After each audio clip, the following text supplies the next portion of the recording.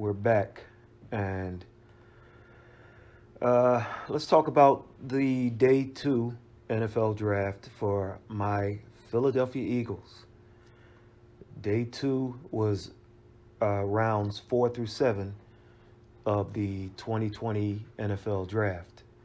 Now, in round one, the Eagles took wide receiver Jalen Rager out of TCU with the 21st overall pick. Okay, very speedy receiver. Um, and then they followed up with Jalen number two, Jalen Hurts, with the 53rd overall selection in round two. Um, I'm not sure where they're going with that pick. I'll leave it there. Lastly, in round three, with the 103rd overall pick, they took linebacker Davion Taylor from Colorado. You can check my video about the first round uh, from the link below. It'll take you to that video for rounds 1 through 3. Now we get to day two. And with their first pick in the fourth round, number 127 overall, my Philadelphia Eagles select Kayvon Wallace. Wallace is 5'11", 206 pounds, out of Clemson. Now, if you liked some of the things the Eagles did with Malcolm Jenkins, you are going to love this guy when it's all said and done. He can play in the box. He can play nickel. He can play strong safety. He can play free safety. He can play that nickel hybrid linebacker. And he can also play some outside corner. He's just a ball hawk. A ball hawk. He'll excel on blitzes and covering the running backs coming out on pass plays. He's good enough to cover tight ends downfield also. So versatility is the name of the game for him. He's a very good tackler, and I'm telling you right now, if the Eagles special teams don't improve on both sides this year with guys like Wallace, Rager, Watkins, Bradley, and Taylor, I'd be surprised. I think these guys are really going to give us a boost special teams wise. Now, on the flip side for Wallace, he's not going to start right away. As versatile as he is, there's some things that he's going to have to work on. One thing he can work on is getting stronger.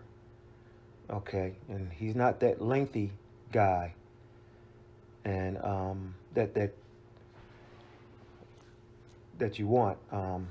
And he also, or he's not as lengthy, I should say. And sometimes he takes bad angles on plays. So there's some things that they'll fine tune, but I like this pick.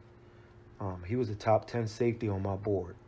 So this is a good pick for the fourth round. You can say a steal almost, because he probably should have gone higher. So good pick for the Philadelphia Eagles.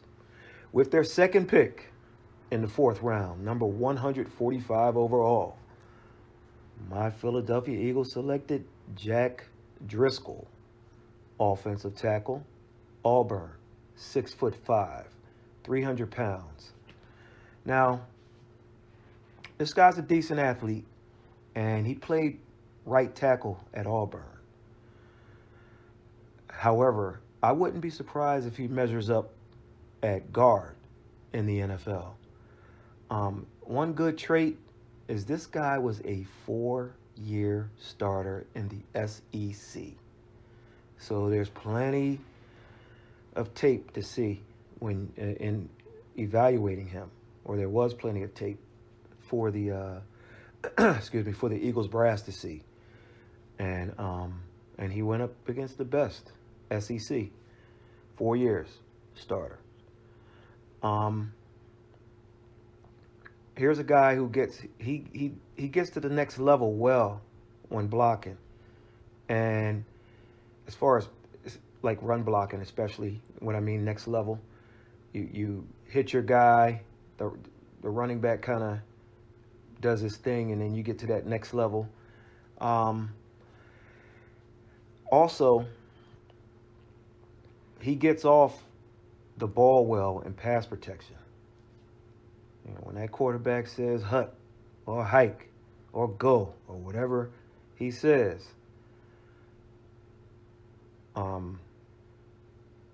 he gets off well. So, in a way, he's versatile. He's versatile. You like that.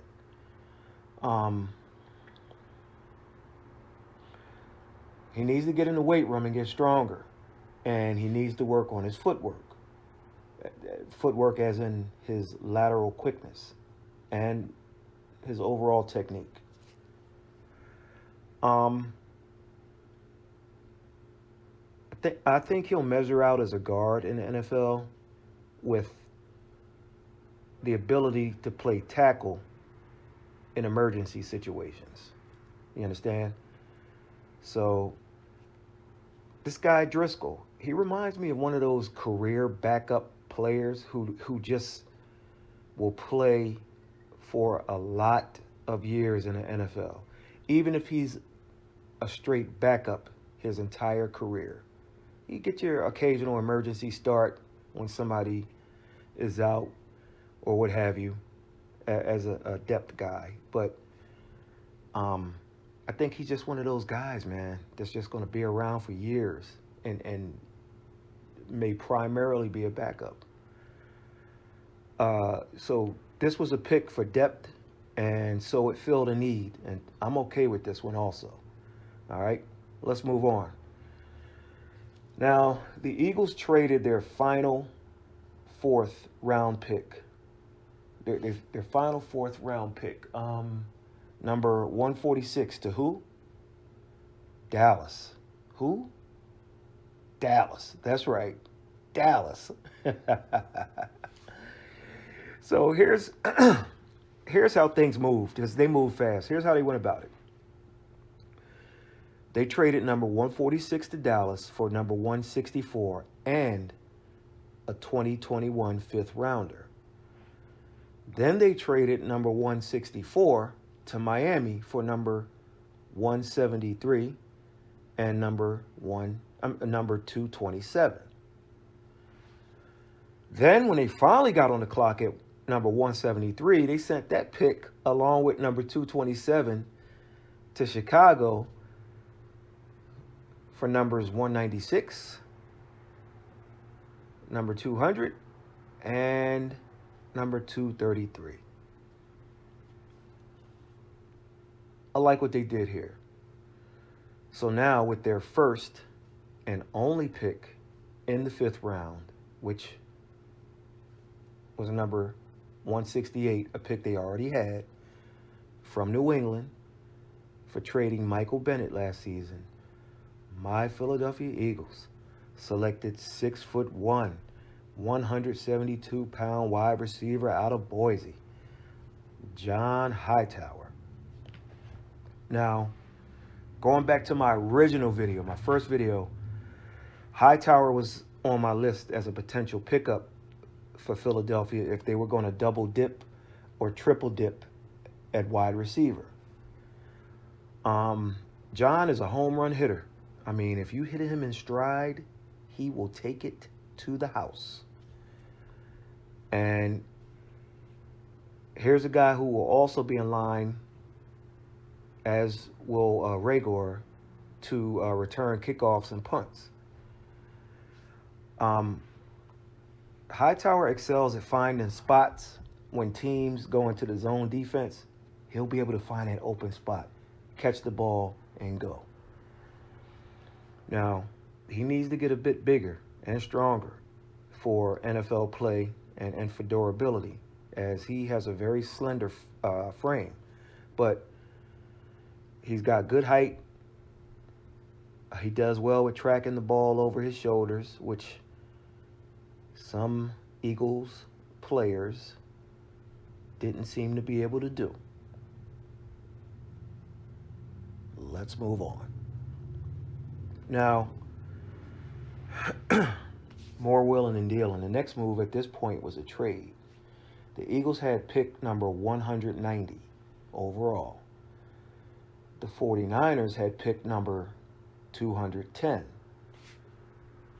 The Eagles traded that pick, number 190, to the San Francisco 49ers for pick number 210 and for wide receiver Marquise Goodwin. Now, Marquise has had a lot of injuries, and at 29 years old, I don't know what he has left. Okay, he missed 12 games over the last 2 years, and if Philadelphia knows anything, it knows injuries. Marquise has got superior, you hear me? Superior top end speed. Now, he only had 12 catches last year, and I don't know what we're getting here when he comes into town, takes his physical, and gets ready for the season. I don't know what we're going to get. But at his best, he runs past anyone in the NFL. And I'm including if they had a race with Rager and Hightower and Watkins and Deshaun Jackson in a 100-meter race, Marquise Goodwin wins that race. I mean, that's how fast this man can go. And his injury history, though, it's been a nightmare of sorts. I mean, just dreadful. September 8th, 2013, hand metacarpal fracture. Goodwin broke his right hand in week 1 and missed the next 4 games following surgery. August 1st, 2014, hamstring pull. Goodwin sustained a hamstring injury in a Friday practice and missed the preseason opener. September 24th, head cranial concussion. Goodwin appeared to suffer a concussion in a Wednesday practice leading up to week 4 and missed that game. October 16th, 2014, hamstring pull. Goodwin sustained a hamstring injury in a Thursday practice. November 9th, 2014, chest rib bruise. Goodwin left week 10 with an unspecified fourth quarter rib injury and missed the following 2 games. August 29th, 2015, chest rib fracture. Goodwin fractured 2 ribs in a preseason game against the Steelers. He sat out the final preseason contest and the first 4 regular season games. October 18th, chest rib fracture. Goodwin reportedly sustained a new rib injury against the Bengals and landed on injured reserve. So August 29th of 15, rib I don't know why I keep saying it, rib injury, missed the first 4 regular season games, and in October 15, less than a month later, injured reserve. August 23rd, 2016, head cranial concussion. He suffered a concussion in a Tuesday practice leading up to the 3rd preseason game, sat out the final 2 preseason contests, and returned for week 1. September 15th, 2016, head cranial concussion. Goodwin suffered a concussion on the final play of week 2. He was cleared by protocol by Monday and played in week 3. October 23rd, 2016, head cranial concussion. Goodwin sustained a concussion in the fourth quarter against the Dolphins and missed the following game. October 1st, 2017. Head cranial concussion. Goodwin sustained a concussion in overtime against the Cardinals, but played the following week. It was his fourth known concussion in 14 months. December 31st, 2017, head cranial concussion. Goodwin left week 17 early after sustaining a concussion. September 9th, 2018, leg quad bruise. He suffered a deep thigh bruise at the beginning of the second quarter. He tried to return after halftime, but lasted just one series. September 30th, 2018, thigh hamstring pull. Goodwin added a hamstring injury to lingering quad trouble. It's not clear which hamstring. I'm going to stop it there at 2018. I didn't even search for follow-up injuries. You get the idea. So my advice to the Eagles is take it easy in practice, because half this stuff he got happened during practice, and there should be a graphic somewhere right about now, if it hasn't been flashing already, that just shows his if you look, you see high risk, you see 6, the number 6 by his head, that concussion type stuff. You see a number 3 in the center of his chest. You see that number 1 where he broke his hand. You see 3 by his hamstring, thigh, what have you, and then lower leg, you see 1 injury there. And his chance of injury in 2020, 59%. So that's over 50% projection. So I'm okay with, despite all of this now, I'm okay with the deal, because it didn't cost Philadelphia anything but a swap in the same round about 20 picks back. It's a very low risk trade. So if it doesn't work out, you didn't lose anything. Okay, let's move on. So the Eagles had the 196th pick, acquired from Chicago. And with their first pick in round 6, they went after 6'1", 230-pound linebacker out of Temple University, Sean Bradley. Not the first Sean Bradley to be drafted to a Philadelphia team. Let's hope we get more production out of this one. Sean is athletic, but a bit undersized middle linebacker. I look at him as another special teams guy for sure. One plus going for him is he was a 3-year starter in college. He's good at shooting the gap, and he had a high percentage of unassisted tackles, which is great. He does struggle with shedding blocks, and his game speed and his pursuit are average for what you want. So he doesn't take on blocks. He has to kind of slip them and be fast and go around them and what have you. And so Sean's, his instincts just don't seem to be where you want them to be as a middle linebacker. I think he's on the bubble to make this team, even as thin as we are at linebacker. I put him on the bubble. He's going to have to be a stud on special teams to make this team.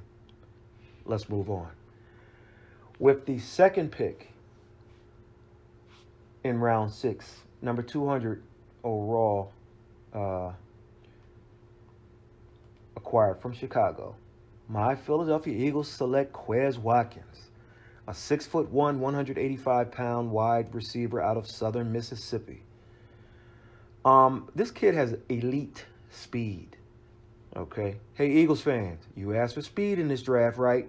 Well, we got 4 speed guys in this draft in Rhaegar, Hightower, Goodwin, and now Watkins. And Goodwin is part of this draft, okay? He's not a free agent acquisition, and we didn't get him in a traditional trade. He got traded for a draft pick, and we also received a pick for him in the same round, so we win. All right. Anyway, Watkins is a burner. I mean, he tracks the ball well, which once again seemed to be a problem last year. He catches the ball and goes. None of that fancy shaking or anything. Just one cut and go. And as far as go, he was mainly used on go routes. So he'll need to develop as a route runner. He needs refinement, like running the routes and getting out of his breaks earlier. But he's another guy who can stretch the field and be used on reverses and bubble screens and such. So I'll take it. Let's move on. With the third pick in the 6th round, my Philadelphia Eagles select Prince, Prince Tega Wanogho, 6'5", 308 pounds, out of Auburn. Tega Wanogho he's another project. He's athletic, but raw. And Tega Wanogho played left tackle at Auburn. Once again, I think he may measure as a right tackle and maybe even a guard in the pros. His strengths are he knows how to handle smaller guys, and he does well moving on screenplays. He's got long arms, and this is what you want in a tackle. He's got okay footwork. They'll work on that. He just needs time and reps. He also has to get stronger with his lower body. I think he's a better run blocker than anything. He has to get the quick twitch at the snap with his slide technique, as guys can kind of like turn a corner on him and get sacks. But he's athletic. Not so much where his recovery time can save him if a guy gets a step on him. He was a top 15 lineman on my draft board. And I think Prince fell to Philadelphia in the 6th because of a knee injury he's recovering from, which required surgery.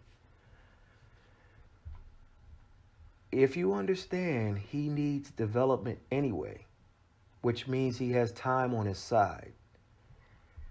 In a couple of years, this could be a potential steal. Okay? Because he needed time prior to the surgery, and because he had the surgery, he fell to 6th. And we'll see in a couple of years, but we'll have to see how it plays. But this could be a steal. Let's move on. With their final pick, the 7th rounder, and pick number 233 overall, my Philadelphia Eagles selected outside linebacker Casey Toohill from Stanford. Now, let me explain something, because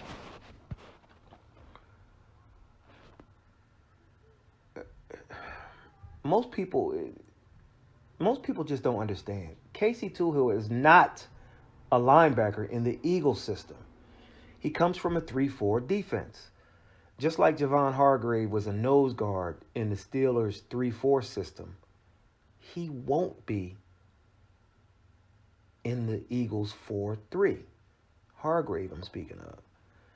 So instead of being a 3-4 outside linebacker, as he was at Stanford, who had a 3-4 setup, he'll be a 4-3 defensive end in our scheme. I don't think people understand that. I see videos talking about him as a linebacker and how he has to do this, No. He's not going to be a linebacker. So some of his strengths, he has that pursuit thing down as if he was a linebacker. He can pursue. and, and I think he can develop as an edge guy. He knows how to push the edge, which leads to quarterbacks making a decision maybe quicker than they want to. Um, this kid, he must get stronger and a little bigger and work on his moves to the quarterback. If he can do that over the next couple of years, you could have a player comparable to a Derek Barnett. Okay, he had 8 sacks, and his frame suggests he can add weight on with no detriment to his game, as he's 6'4" and 250 pounds. Good size. Um, he's also going to have to get better with using his hands at the point of attack. At the point of attack, and this is stuff he'll learn. As a linebacker, he wasn't quite athletic enough to drop in coverage, and so that's why I truly feel he's a nice project as a defensive end. Okay. In other news, so we have 2 Jalen's and 2 guys named Prince, as the Eagles signed undrafted free agent defensive end Prince Smith. We signed 2 linemen from Auburn, who both may measure up as guards in the NFL, even though they played mainly at tackle at Auburn. We made an interdivision trade with the Cowboys. That doesn't happen often, but earlier this offseason, the Ravens and Steelers did business, as the Ravens traded a player and a 2021 pick for a higher pick in 2021 from Pittsburgh. Okay? No harm, no foul. The Eagles also went on to sign a total of 13 undrafted free agents. So, my final grade. Well, the Eagles filled some need at safety and depth at line, and certainly wide receiver. However, they had a huge opportunity to get a day one starter at linebacker and still get the receiver they coveted. And Philadelphia dropped the ball. Had they done this, they would have had a stud middle linebacker for the next 10 years and still had Jalen Reagor fall to them early in the second round. They didn't, in my opinion, solve the true need for backup at quarterback. You can laugh at you want, but there's a local guy named Flacco. No, not John, who was available in the draft, but Joe. Philadelphia needs a true veteran backup to come in and compete. Joe is from Audubon, New Jersey, and at 35 years old, he's not as ancient and inactive as the soon-to-be 41-year-old Josh McCown was. They didn't fill needs at running back either. So it'll be interesting to see if they go after a Fournette and some type of wheel and deal, or if undrafted guys like Adrian Killins from Central Florida or Michael Warren out of Cincy can pan out. It's unlikely. So free agency may be the answer there, and for quarterback. In the end, I give this year's draft a C. If you twist my arm, maybe you'll get a C+ out of me. But that's about as high as I can get. And so we'll see. Free agency isn't over. And then, of course, traditionally, toward the end of preseason, as cuts are being made, you grab a guy out there you like, who becomes available for one reason or another. But we'll see how things go. If and when, whenever I don't know how it's going to work. I don't know when this is going to end and so on and so forth. But I have my theories. Uh, but yeah, I give Philadelphia a C. They got some pieces in place that'll make them better, but they missed on uh, as many pieces in the draft. So C plus.